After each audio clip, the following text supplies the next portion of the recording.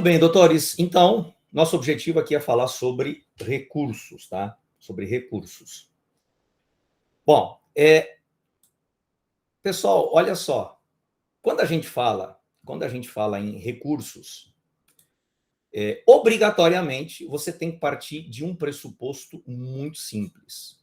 Você obrigatoriamente tem que saber identificar a natureza jurídica da decisão, tá? Você obrigatoriamente precisa identificar a natureza jurídica da decisão, tá? Então, nós sabemos que, ao longo do processo, doutores, nós podemos ter a prática de vários atos jurisdicionais, não é? Então, só para relembrar aqui, tá? Só para nós relembrarmos aqui, o processo, doutores, o processo, tá? Todo o processo, ele vai começar necessariamente com uma denúncia ou uma queixa-crime, tá? Então, isso aqui, todo mundo já sabe disso, já está cansado de saber. Então, o processo, ele começa aqui com uma denúncia ou queixa e termina com uma sentença, certo? Tá? Então, ele termina com uma sentença. Bom, essa denúncia, doutores, ela vai ser encaminhada para um juiz competente, tá? Não é qualquer juiz, tá? Então, tem que ser um juiz competente, e o juiz competente, ele pode rejeitar ou ele pode aceitar a sua denúncia, tá? Tem duas opções. As hipóteses de rejeição estão no 395. Tá? Se ele eventualmente aceitar, tá? Então isso aqui já é uma decisão, certo? Se ele aceitar a sua denúncia, ele vai determinar a citação para que o acusado responda à acusação, tá? Visando o quê? A absolvição sumária. Não sendo o caso de absolvição sumária, doutores, vai se verificar a possibilidade de sursis, né? E aí, não sendo o caso de sursis, a gente vai para a audiência de instrução e julgamento, tá? Audiência de instrução e julgamento. Depois, nós vamos aqui para a parte de alegações finais, tá? E aí nós temos a sentença, tá? Sentença aqui é a parte final do processo aqui. Então, o processo, na primeira fase, no primeiro grau, ele termina com uma sentença. Então, isso aqui vocês estão cansados de saber. Se você ainda não internalizou essa linha do tempo aqui do processo penal, cara, não perde nem tempo de fazer a prova, tá, bicho? Porque isso aqui é obrigação, tá? Isso aqui é obrigação você saber. Essa linha do tempo do processo penal, identificando os atos do processo e as fases do procedimento, isso aí você tem que saber, tá? Obrigatoriamente você tem que saber. Então, vocês percebem aqui que, ao longo de todo este processo aqui, o juiz ele pratica uma série de atos jurisdicionais, certo? Quais são esses atos jurisdicionais? Nós temos, doutores, os despachos de mero expediente, nós temos as decisões interlocutórias e nós temos a sentença. Tá? Então, aqui nós temos os 3 tipos de atos jurisdicionais. Pessoal, quem está chegando aí, seja bem-vindo, bom dia, tá? Já vai se achegando aí e já vai prestando atenção e tomando nota do que for necessário. Então, nós temos 3 tipos de atos jurisdicionais. O que são os despachos, doutores? O que são os despachos? Deixa eu tirar esse som aqui. O que são os despachos, doutores? São atos praticados pelo juiz que não tem qualquer tipo de conteúdo decisório. Não tem conteúdo decisório.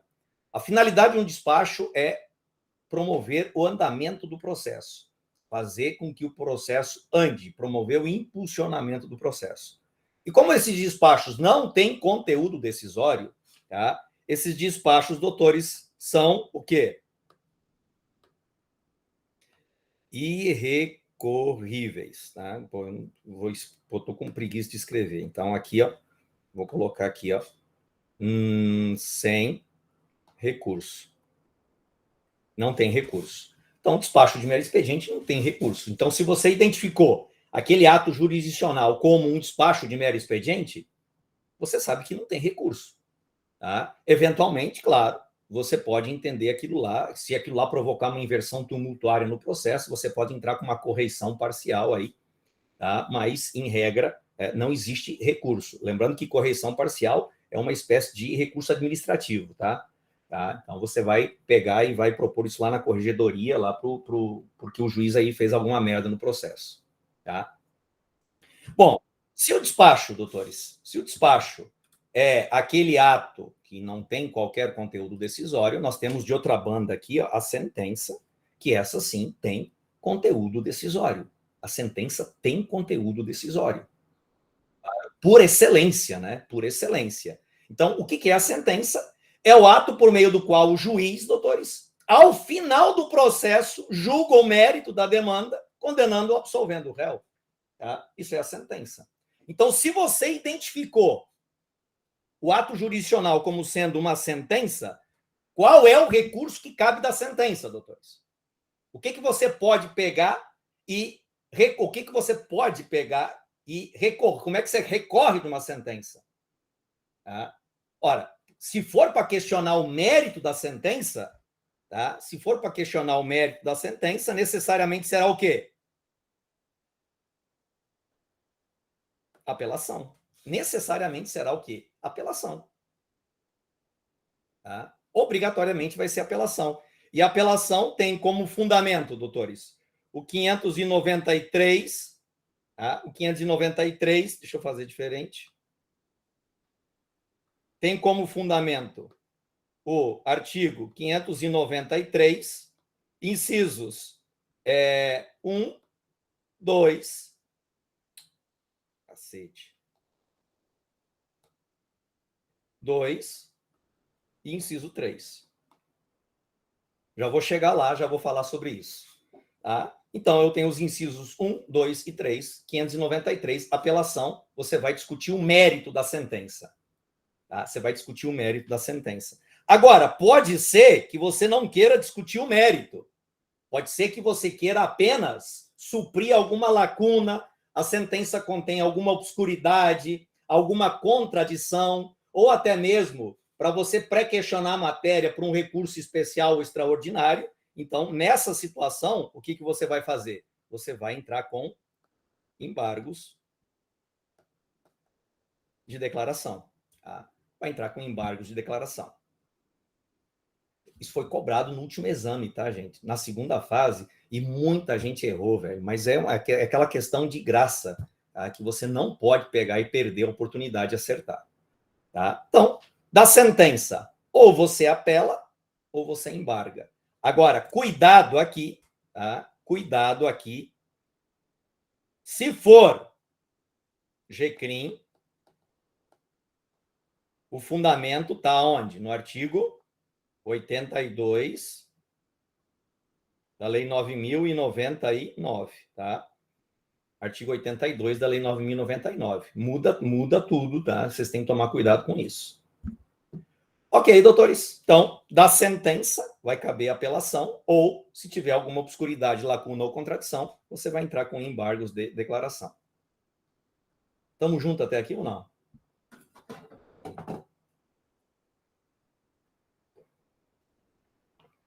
Coloca um joinha aí, pelo menos, para dizer que vocês estão vivos, pô. Escreve alguma coisa, isso. Tá? Reage, meu filho. Isso, agora sim. Quem que levantou a mão aí ou levantou errado? Tá? Então, beleza. Ok, doutores. Então, aqui nós temos, então, se tiver sentença, ou você embarga, ou você apela. Tá? Ou você embarga, ou você apela. Agora, vamos lá. Nós temos aqui, doutores, nesse meio aqui, nós temos as decisões interlocutórias. Eu até vou tirar ela daqui, porque eu preciso de mais espaço. Então, vou colocar aqui as decisões interlocutórias, vou colocar ela aqui embaixo. Então, decisão interlocutória. Tá? Então, veja só. Se o ato jurisdicional tiver conteúdo decisório, ou é sentença ou é decisão interlocutória, um dos dois. Se não tiver conteúdo decisório, é despacho. Tá? Agora, vamos lá. As decisões interlocutórias, elas podem ser simples ou mista. Ela pode ser simples ou mista. A decisão interlocutória mista, por sua vez, ela pode ser terminativa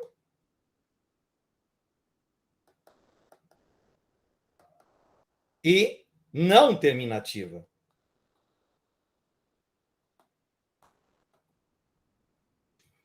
Terminativa e não terminativa. Jair, o que é uma decisão interlocutória mista terminativa? Pô, o próprio nome já está dizendo aqui, velho. Olha aqui, terminativa. Ela termina o quê? O processo. É uma decisão que põe fim ao processo. Tá? Claro, sem a análise do mérito. Sem a análise do mérito. Tá certo?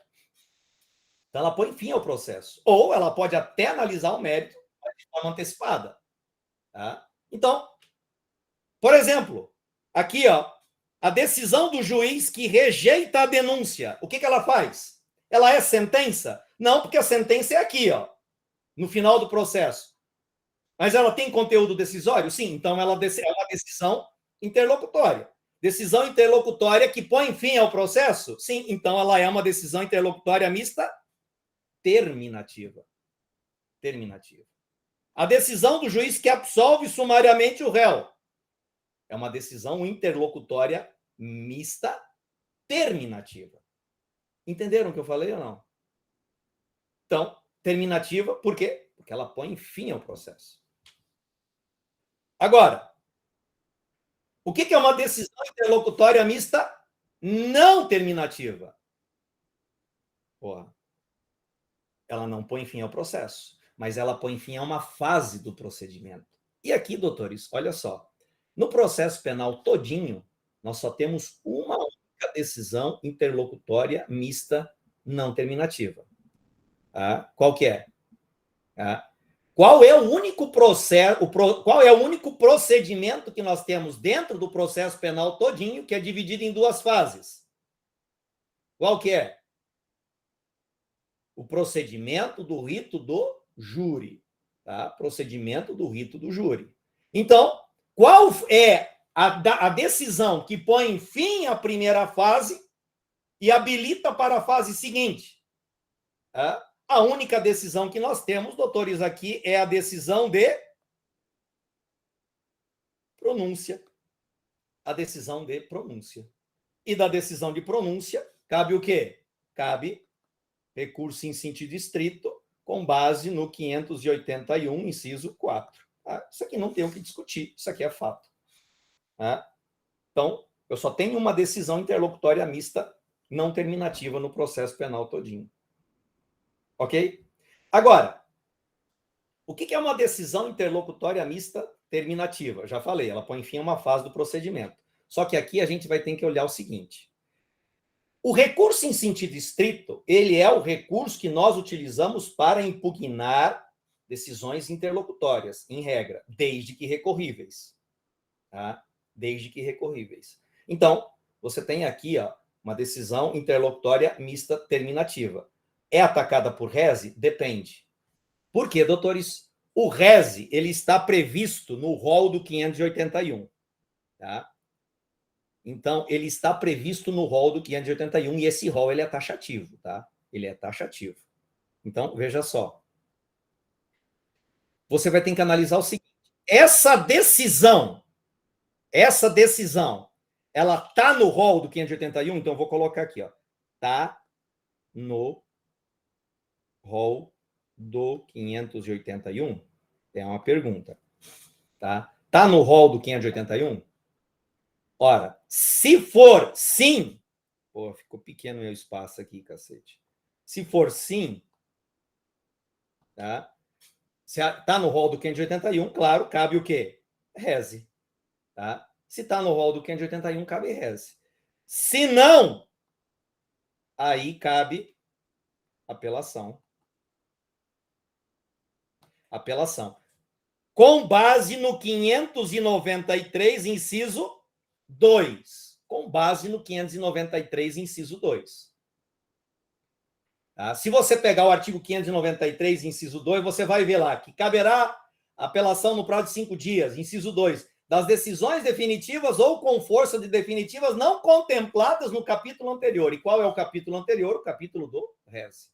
Tá? Então, certo?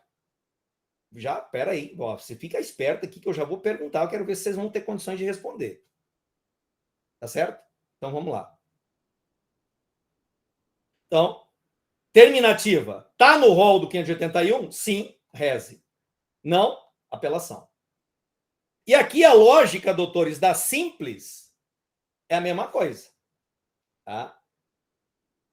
Então, pô, Jair, como é que eu vou fazer para identificar se ela é mista, terminativa ou não terminativa, ou se ela é simples? Meu filho é oftalmológico, velho. Presta atenção. Ó, se ela põe fim a uma fase do procedimento e habilita para a fase seguinte, ela é não terminativa. Se ela põe fim ao procedimento, ela é terminativa. E se ela não for nenhuma das duas? Ela é simples. Ela é simples. Tá? E aqui, doutor, está mesmo esquema, tá? Mesmo esquema. Se ela for uma decisão interlocutória simples e ela está no rol do 581, se sim, cabe res. Tá? Se não, se ela não tiver no rol do 581, cabe o quê? Não cabe. Não cabe recurso, doutores. Essa decisão é irrecorrível. Mas, como é uma decisão, e claro, você tem condições de impugnar essa decisão, você vai fazer isso por meio do quê? Habeas corpus. Então, presta atenção.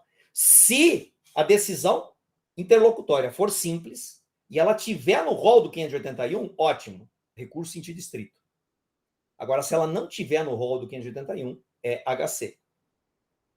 Então, presta atenção aqui. Vamos lá, doutores. Presta atenção. Vamos voltar aqui para o nosso procedimento. Primeira decisão que o juiz profere. Se ele vai rejeitar ou se ele for aceitar. Se ele rejeitar a denúncia, doutores, que decisão que é essa? Escreve aí, que eu quero ver a resposta. Que decisão que é essa?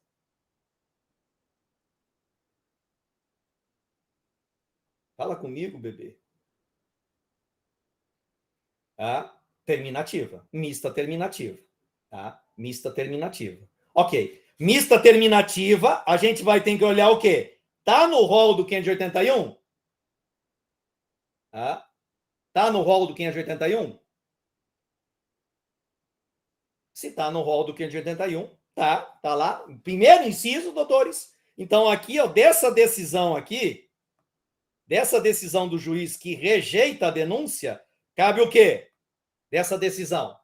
Recurso em sentido estrito. Cabe recurso em sentido estrito. Ótimo.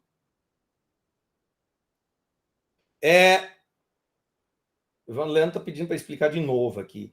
Leandro, olha só. Decisão interlocutória mista, terminativa ou não terminativa, tá?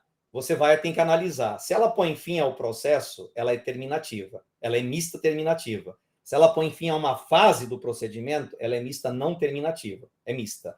Então, como é que você faz para saber se ela é simples ou mista? Pergunta para você mesmo. Essa decisão põe fim ao processo? Ela põe fim a uma fase do procedimento? Não, não põe. Nem termina e nem põe fim a uma fase. Então, ela só pode ser simples. Tá? Então, vamos lá, doutores. A decisão do juiz que rejeita a denúncia, doutores, a decisão do juiz que rejeita a denúncia é uma decisão interlocutória mista terminativa. Está no rol do 581? Sim, então cabe recurso em sentido estrito. Agora, e se o juiz aceitar a denúncia, meu filho? A decisão do juiz que aceita a denúncia. Vamos lá, Leandro, vamos ver se você entendeu mesmo.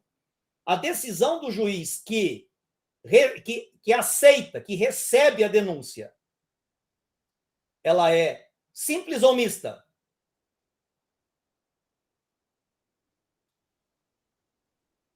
Simples. Ótimo. Entendeu? Tá? Ela é simples. Por quê? Ela não põe fim a uma fase do procedimento e nem ao próprio procedimento. Então, ela é uma decisão interlocutória simples. Aí, de novo, se é uma decisão interlocutória simples, tá no rol do 581, tá? Você vai ver que não. Então, cabe o quê? Habeas corpus. Tá? Pessoal, se vocês entenderem isso aqui, você não erra uma questão sobre recurso, velho. Não erra. Tá? Então, aqui, ó, não cabe recurso, cabe HC. Agora, vamos lá. A decisão do juiz que absolve sumariamente o réu. Que tipo de decisão que é? A decisão do juiz que absolve sumariamente o réu. Mista. Terminativa ou não terminativa? Terminativa. Aí, vamos lá, de novo. Decisão interlocutória mista terminativa. Tá no rol do 581? Não. Não tá. Você vai procurar lá, não vai estar no rol do 581. Então, cabe apelação. Tá? Cabe apelação. Perceberam? Então, se você guardar isso daqui, meu filho, você não erra essa porra nem a pau, velho. A não ser que você queira tá pirraçando comigo. Aí já é problema seu, tá? Mas não erra. Se você guardar isso daqui, você não erra. Muito bem. Então, perceberam aqui a lógica, doutores? Perceberam a lógica? O que você tem que raciocinar? Então, para você pegar, você não tem que adivinhar qual o recurso cabível. Você não tem que adivinhar. Você tem que pegar e fazer análise. Analisa a decisão. Analisa a decisão. A partir da análise correta da decisão, não tem erro, velho. Porque, puta que o pariu, a gente tem 2 recursos no processo penal só, pô. Que é o res e a apelação. Só. Porra. Não tem como você errar, velho. Vamos lá. Muito bem, doutores. Agora vamos pegar, então vamos trabalhar aqui especificamente em relação aos pontos principais a respeito dos recursos, dos 3 recursos que a gente tem, tá? Dos 3. Ó, rese, apelação e agravo em execução. Tá? É isso. Rese, apelação e agravo em execução. Muito bem, doutores. Então, para que serve o recurso sentido estrito? A gente já viu para impugnar o quê? A gente usa o rese para impugnar decisões interlocutórias. Mas toda decisão interlocutória é atacada por meio de rese? Não, a gente já viu que não. Por quê? Porque se for simples e não tiver no rol do 581, não tem recurso, você vai utilizar o HC. Presta atenção, meu filho. HC não é recurso, pelo amor de Deus, tá? HC não é recurso. Tá? Então, vai caber o quê? Rese, se tiver no rol. Se não tiver, cabe HC. Se ela for mista não terminativa, a gente já sabe que é rese, tá? Se ela for mista terminativa, você vai ter que ver. Tá no rol do 581, cabe rese. Não tiver, cabe apelação com base no 593, inciso 2. Tá? Meu filho, guardou isso daqui, acabou-se, tá? Acabou-se. Agora, vamos lá. Vamos pegar, então, os principais aspectos. Doutores, o que é, então, o rese? É o recurso que nós utilizamos para impugnar decisões interlocutórias. Uma das coisas que você percebe quando você olha no rol do 581, que o rese ele foi um recurso criado para o Ministério Público. Tá? São poucas as hipóteses aqui que a gente vai utilizar o recurso em sentido estrito, na verdade. Tá? Ele é mais manejado pelo Ministério Público. Por isso que a grande maioria das decisões são interlocutórias simples e você vai ter que entrar com HC. Por exemplo, você pediu lá que fosse realizada determinada prova antes da audiência. O juiz indeferiu. HC. O juiz indeferiu a oitiva de uma testemunha. HC. Tá? Não tem muita coisa que fazer, não. Então, você vai ter que pegar naquele rol do 581 e tem que tomar cuidado. E aí, gente, olha só. Vamos lá. O que é, então, basicamente, doutores, o que nós temos que saber em relação ao rese? O rese. O que a gente tem que saber? Em regra, claro, ele tem efeito devolutivo, todo recurso tem efeito devolutivo, ele tem efeito suspensivo em situações muito excepcionais, então, em regra, ele não tem efeito suspensivo. Tá? Então, vamos colocar aqui, ó. Vamos começar aqui. Vamos lá. Efeitos. Não, vamos fazer assim, que vai ficar mais bonito.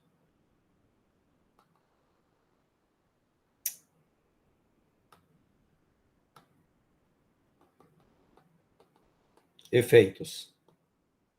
Evolutivo. Sem efeito suspensivo.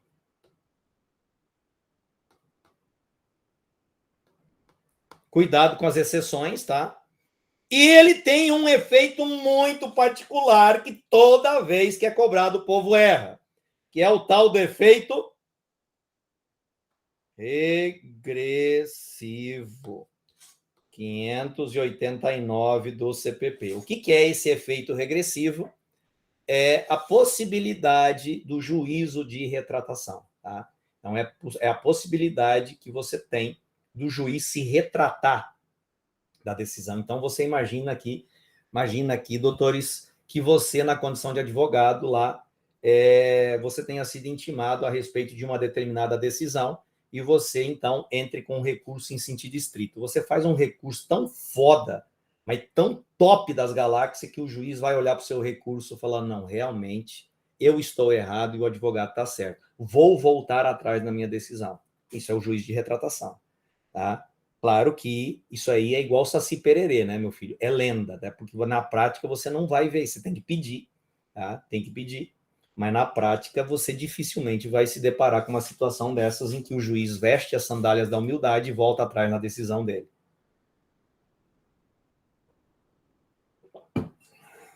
Estamos juntos até aqui ou não?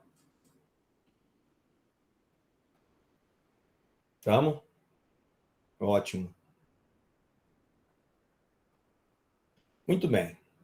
Então, doutores, tá? Em relação ao RES, isso aqui vocês têm que tomar cuidado, tá? Agora, presta atenção no detalhe aqui, tá?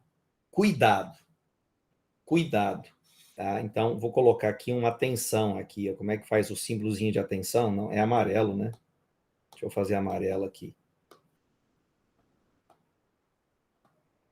Atenção aqui. Isso aqui é para ser uma atenção, tá? Então, atenção. Atenção. Cuidado com o rol, tá? Cuidado com o rol do 581, tá? Então, o rol do 581, doutores, tem uma série de uma série de incisos, tá? Uma série de incisos que contemplam decisões proferidas pelo juiz da execução. Tá? Ou seja, pessoal, esses incisos eles foram tacitamente revogados pelo artigo 197 da Lei 7.210, que é a Lei de Execução Penal. Por quê? Porque, olha só, antes de 1984, as decisões do juiz da execução, elas eram atacadas por meio de recurso em sentido estrito. Não existia agravo em execução. O agravo em execução surgiu a partir da Lei 7.210, que é a LEP. Tá? Então, não existiam. Certo? Então, o que acontece, doutores? Quando entrou em vigor a Lei 7.210, o artigo 197 da lei ela estabeleceu que das decisões proferidas pelo juiz cabe agravo sem efeito suspensivo. Então, instituímos aqui o agravo em execução. Então, por exemplo, tem situações, doutores, em que vocês vão perceber lá está escrito lá no 581 que cabe recurso em sentido estrito à decisão do juiz que concede ou rejeita o pedido de liberdade condicional. Gente, isso daí, isso, apesar de estar escrito lá, mas isso daqui foi revogado. Então, vocês têm que ficar esperto com esse detalhe. E aí, como é que eu faço para gravar? Como é que eu faço para gravar isso? Meu filho, presta atenção. Se eu tiver uma decisão proferida pelo juiz da execução, aqui, ó, então vamos colocar aqui, ó, decisões. Cara, minha letra é muito feia, velho.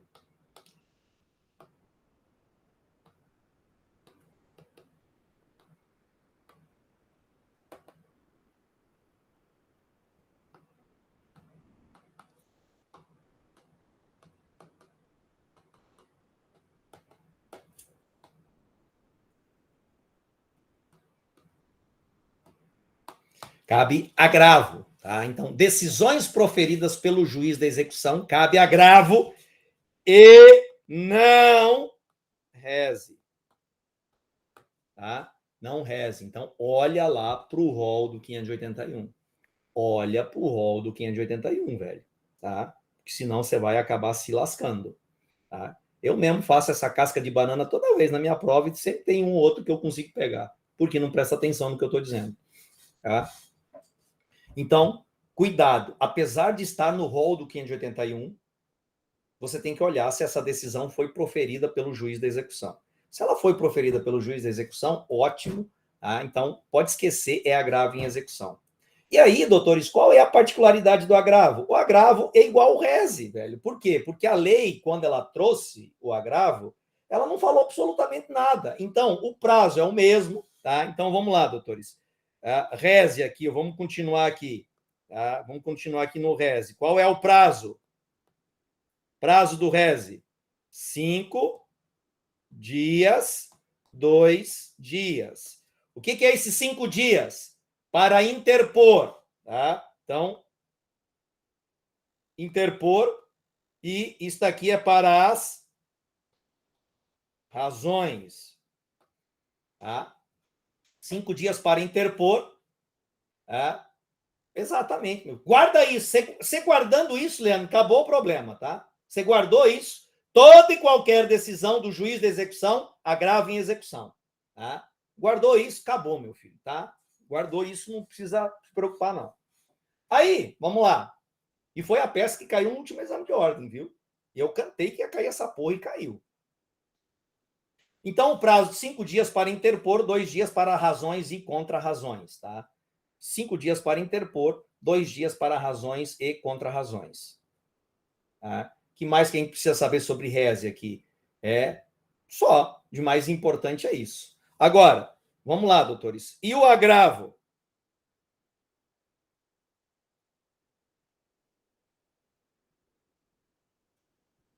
Lembrando que o fundamento do reze, doutores, tá aqui, ó. Vou colocar aqui, ó, 581, tá? E o agravo? O agravo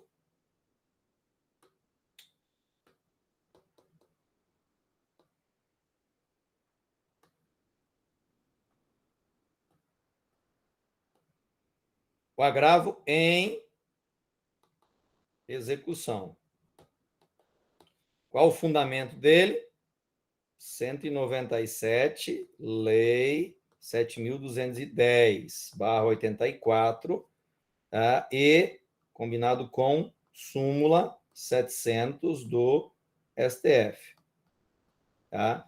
Esse é o fundamento. Olha só.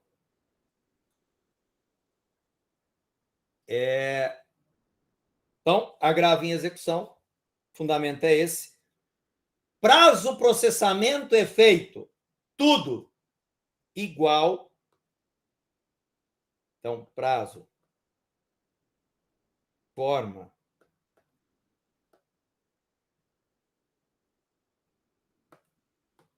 igual ao reze. Tá? Igual ao reze.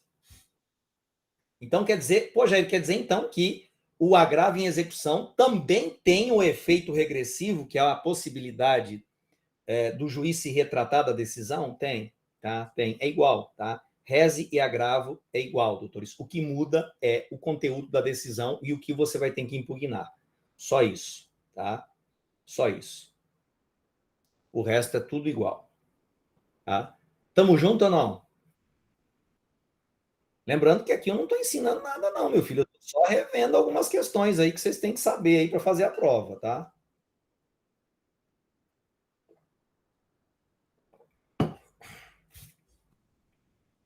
Beleza. Então, prazo, forma e processamento igual ao RES. Agora, olha só que questãozinha pega ratão. Presta atenção. Presta atenção. Olha só. Vamos supor, doutores, vamos supor que este processo aqui, ó, ele esteja ele se refira, doutores, a um crime de menor potencial ofensivo. Então, ele está no GCRIM. Ele está no GCRIM. Tá? Isso aqui está no GCRIM. Oferecida a denúncia, doutores, o juiz rejeita a denúncia. O juiz rejeita a denúncia. O juiz rejeita a denúncia. Da decisão do juiz que rejeitou a denúncia, cabe qual recurso? Cuidado antes de responder. Você tem que olhar para o procedimento. Tá? Por que eu estou dizendo isso, doutores? Porque não cabe reze no GCRIM. O GCRIM é regido pela Lei 9.099 e ela não contempla a possibilidade de reze. Então, quando se tratar de GCRIM, doutores, da decisão do juiz que rejeita a denúncia, cabe apelação, velho. Cabe apelação. Tá? Cabe apelação. Então, cuidado com isso. Não cabe reze no GCRIM, por favor. Tá? Não cabe reze no GCRIM. Tá certo? Outra coisa em relação ao reze, pessoal, tá? Que é outra questãozinha pega ratão, já foi cobrada no exame de ordem. Tá? É em relação, tá? Vou colocar aqui, ó, reze no HC. Cuidado com isso daqui. Porque se você olhar lá se você olhar lá no rol do 581, cabe reze da decisão do juiz que conceder ou negar a ordem de habeas corpus. Ok. Tá? Então, significa dizer o quê? Que se você tiver um HC denegado pelo juiz, então, presta atenção, HC denegado pelo juiz. Eu posso ter um HC denegado pelo tribunal. Isso muda? Muda, gente. Muda completamente. Porque, olha só, se eu tenho um HC denegado pelo juiz, claro, isso é uma decisão interlocutória, tá? Ela vai ser atacada por meio de quê? Por meio de recurso em sentido estrito. Mas tem que ser denegada pelo juiz. Pô, Jair, não entendi. Olha só, vamos supor, doutores, que um delegado aí pratica uma arbitrariedade. O delegado é a autoridade coatora. Você vai impetrar um HC para quem? Para a autoridade imediatamente superior. Então, para o juiz. O juiz denegou a ordem. Tá? Para você questionar, você vai entrar com recurso em sentido estrito.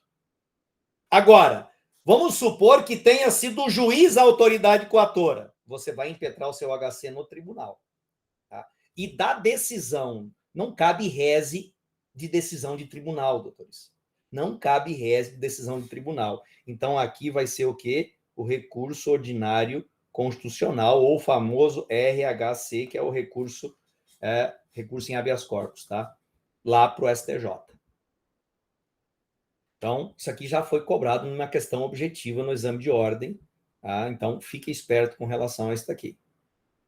Tá? Fique esperto em relação a isso daqui. E aí, para finalizar, doutores, rapidinho aqui agora, apelação. Apelação cabe em que situações? Cabe da sentença, tá?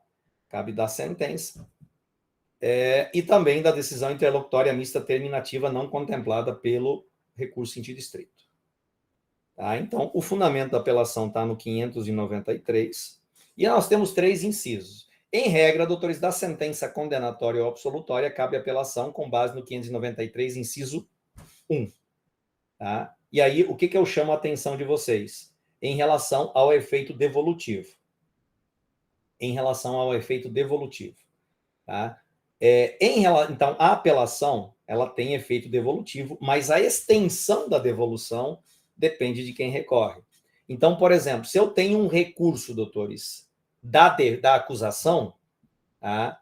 Nós aplicamos o princípio tantum devolutum quantum appellatum, ou seja, você só devolve a matéria que foi estritamente arguída no recurso. Isso significa dizer, portanto, que o tribunal não pode reconhecer qualquer tipo de matéria não arguída, não pode reconhecer qualquer nulidade, por exemplo, de ofício. Se eu tenho um recurso da defesa, pelo contrário, aí eu não aplico essa regra. Por quê? Porque independente daquilo que eu escrever no recurso, o tribunal vai analisar o processo integralmente. Então, quer dizer que, se eu tenho um recurso da acusação, tanto um devolutum quanto um apelatum, ou seja, devolve só aquilo que foi alegado. Se eu tenho um recurso da defesa, devolução integral da matéria, independente do que eu aleguei. Tá certo? Essa é a regra da apelação, exceto se for apelação de decisão do tribunal do júri. Se for apelação de decisão do tribunal do júri. Então, nessa situação, doutores, vigora a regra, tanto um devolutum, um apelatum, tanto para acusação quanto para defesa. Porque quando se trata de júri, o fundamento é o 593, inciso 3, alíneas A, B, C e D. Tá? Então, o que você pode apelar de uma decisão do júri, doutores? De uma sentença do júri? Você pode alegar nulidade, você pode dizer que a sentença foi contrária à lei, que ela foi injusta, ou você pode apelar com base na regra, doutores, da linha D, que a decisão dos jurados foi manifestamente contrária à prova dos autos. Tá? Então, lembrem-se que, quando se trata de júri, vigora o princípio da soberania dos vereditos.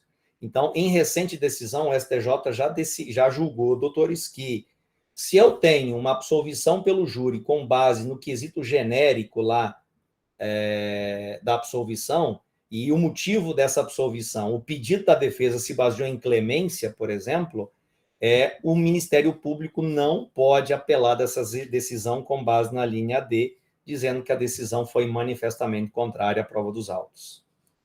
Tá? Não pode, por quê? Porque vigora o princípio da soberania dos vereditos. Se o jurado quis absolver por clemência, é problema dele. Tá? É problema dele. Tá certo? Então, prestem atenção aqui em relação a esses detalhes. Tá? Então, tem duas súmulas aqui. Almerinda, você lembra das súmulas? Eu lembro que é a súmula 160, né, que o tribunal não pode reconhecer nulidade de ofício em prejuízo da defesa. E tem uma outra súmula eu acho que agora sim é a súmula 713, que fala da questão lá do tanto um devolutum quanto um apelatum, ou seja, a devolução, a extensão da devolução aqui está adstrita aos argumentos apresentados pelo recurso, tanto da acusação quanto da defesa. Então, se atentem para essas súmulas aí, pessoal, porque isso daqui pode ser que seja cobrado na sua prova. Tá certo? Bom, existem outros recursos, doutores? Existem os embargos. Nós temos os embargos de declaração, tá? E aí eu já falei para vocês que é em relação à obscuridade, sentença, obscuridade ou lacuna ou omissão na sentença. Tá? E nós temos os embargos infringentes, que são aqueles embargos que você vai opor de um acordo não unânime. Tá? Não unânime. Então, vou explicar aqui em 2 minutos para vocês o que é um embargo infringente. Então, doutores, as turmas ou câmaras, elas são compostas, por exemplo, por 3 desembargadores. Eu tenho o D1, o D2 e o D3. Se os 3 votarem do mesmo jeito, a decisão foi unânime. Aí não tem o que fazer, só cabe recurso especial para o STJ. Agora, se a decisão não foi unânime, ela foi por maioria, 2-1, e ela for prejudicial ao réu, a defesa pode manejar os embargos infringentes. Então, os embargos infringentes, ele é um recurso exclusivo da defesa, tá? Trata-se de um recurso exclusivo da defesa. O Ministério Público não pode manejar embargos infringentes. Então, sempre que eu tiver uma decisão não unânime, tá? Uma decisão tomada por maioria, prejudicial ao réu, desfavorável ao réu, a defesa pode manejar os embargos infringentes. Tá certo? Então, essas questões, doutores, sobre recurso, tá? Sobre recursos, sobre prazos, tudo isso está no código, tá, gente? Então, vocês precisam ler o código, fazer aquela última revisãozinha lá. Eita, agora que eu vi o tanto de gente que tem aqui, olha que bênção, velho. Então, vocês precisam fazer aquela revisão dos artigos lá do código, tá? Que trata dessa parte de recursos. Fiquem atentos lá para o rol do 581, para o artigo 593. Lembrem-se dos prazos, reze 5+2, apelação 5+8, então 8 para 5 dias para interpor, 8 dias para a apresentação das razões. Tá? Então, esses detalhes aí eles são interessantes. Apesar de que, normalmente, doutores, quando a banca pede questão de recurso, ela pede para ela te dá uma situação de fato e pede para dizer qual é o recurso cabível. E aí eu já dei o caminho das pedras para vocês aqui, tá? Então, vai pegar e vai identificar o recurso, doutores? Primeira coisa que você tem que fazer é identificar a natureza jurídica do ato jurisdicional. Se você encontrou e seguiu o que eu falei para você aqui no começo da aula, lá nessa primeira parte aí, você vai para o 10, não erra nem a pau, a não ser que você esteja pirraçando comigo. Doutores, alguém quer fazer alguma pergunta? Tem alguma dúvida? Dúvida sempre tem muita, né?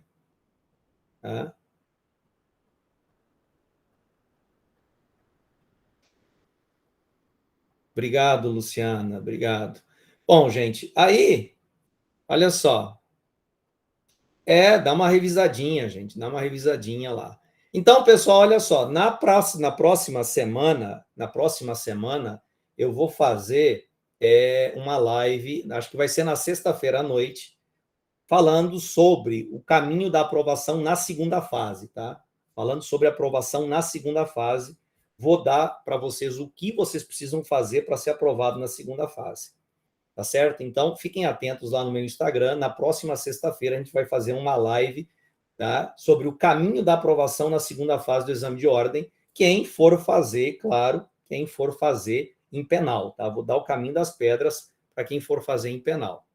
Tá certo? Então, acompanhem lá no Instagram durante a semana, doutores. A pegada sempre vai ser essa, tá? Semana que vem, conforme for, eu ainda vou fazer outras lives, mas aí no Instagram, aí fiquem atentos lá. Para a gente dar os últimos retoques aí, né, para garantir 40 pontinhos. A gente precisa garantir 40 pontos, meu filho, porque a vermelhinha, a cor dela não muda, tá? Se você tirar 10 ou tirar o que você precisa, tá? Então, obrigado pela presença, doutores. Tenham um ótimo final de semana. Estudem, revisem. Qualquer dúvida, pode me mandar lá no direct do Instagram, tá? Obrigado, gente.